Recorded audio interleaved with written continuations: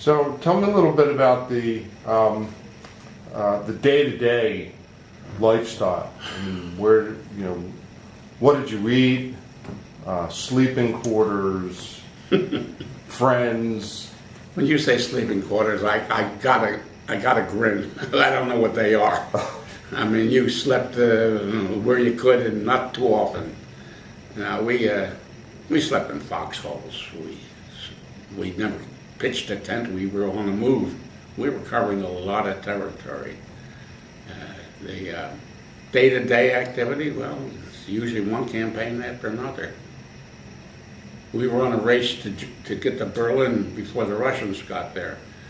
But I think it was they got a little bit ahead of us, but another outfit, I think, linked up with the Russians before we did. We linked up with the Russians on the Elbe River, ELBE.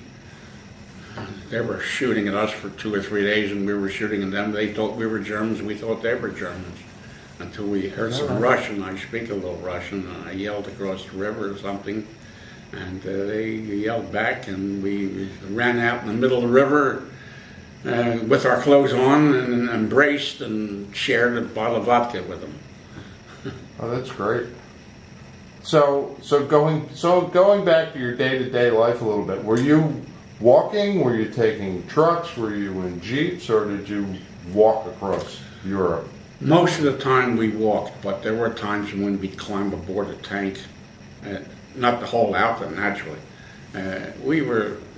We had the 3rd Armored Division on our flank, and when we could, we would jump on tank.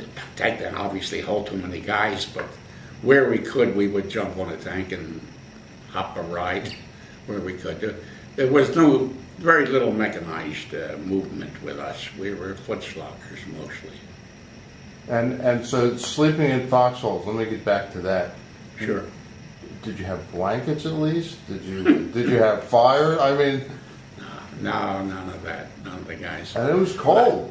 Yes, some of those foxholes had water in it, and one of our common ailments among our troops was trench foot, which of course is like frozen toes.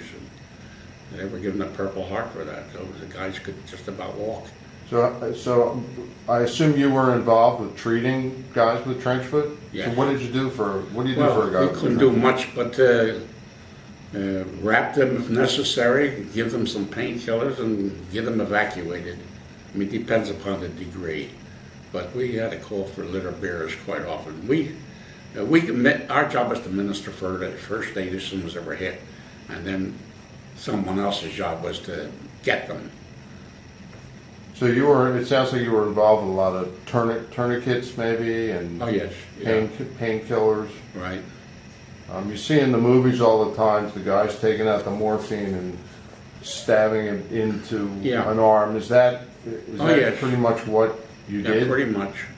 I administered a lot of morphine. We always took the little spatulas that they came in and clipped them to the uniform, so when they got back to the regimental hospital, they would know that they already gotten a shot of morphine and they shouldn't administer too much more. And we carried a supply of sulfadiazine pills, which prevented infection, and they were required to. They all carried those pills on their belts. There were eight of them, and they're supposed to drink the whole canteen of water, which holds a quart, so it doesn't crystallize in the intestines. So we didn't carry too much in the drug department, but mostly with tourniquets and bandages, and that's about it. And it sounds like you saw a lot of guys get hit. Yes, quite a few. So, can you tell me about any particular friendships you made, or any of the guys? Do you still see any of the guys? Well, most of them are gone, obviously.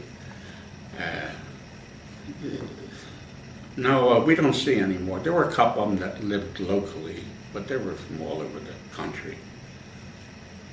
Were there any reunions that you went to for? Yes, there were two. Actually, our division, since the war ended, had a reunion or a convention different places in the United States. I attended two of them. One was in Seattle, and one was outside of Washington in the state of Virginia. But they had one every year, and some people found the time to go to all of them, but I was too involved with other things. But I did attend two Timberwolf conventions, which were very interesting. And did you meet up with some of the guys that? Yes, yeah, I met a few guys that had survived. Nice. And it was very, very touching. But there was only one. There were two guys that lived in Camden County that belonged to our division.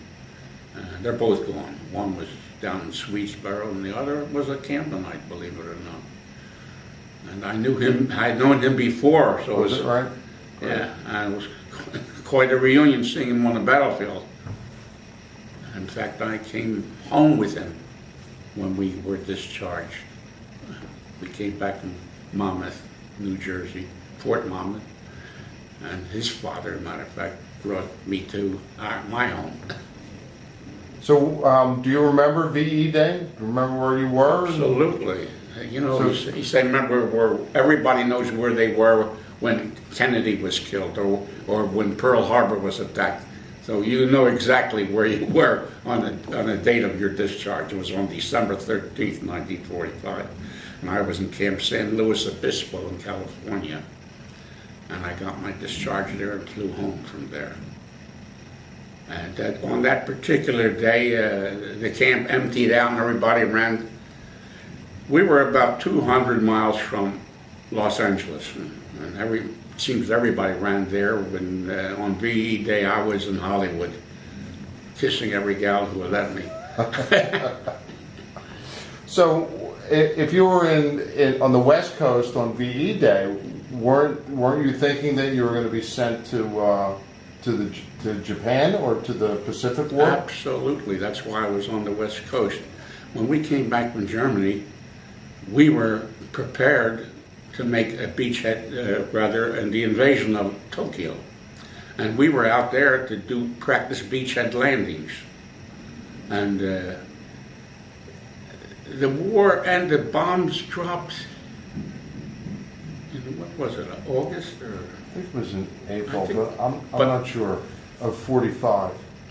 I'm not sure. That escapes me, but that's why we went out to the coast. We were going to practice beachhead landings.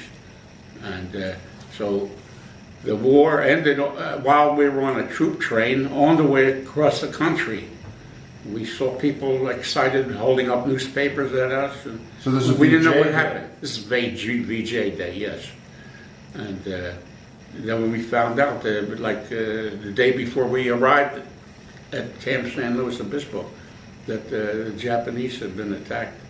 So we got there just in time for the celebration. Great. And they, thank God, canceled our beachhead landing practice. We stayed out there till December 13th. And that's where we discharged.